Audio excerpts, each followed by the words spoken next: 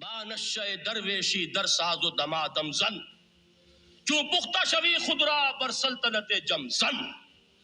پہلے ہے وہ نشہ درویشی، وہ فقر، وہ صحابہ کرام کے وہ راتوں کو اللہ کے سامنے کھڑے رہنا، وہ تزکیہ نفس، وہ موعظہ قرآنی، وہ تزکیہ جو قرآن کے ذریعے سے ہو رہا تھا 13 برس تک ہوا۔ اب جب ایک جماعت تیار ہو گئی، ایک قوت وجود میں آئی، تو اب اس قوت کو محمد رسول اللہ نے باطل کے نظام پر دے مارا، ٹکرایا۔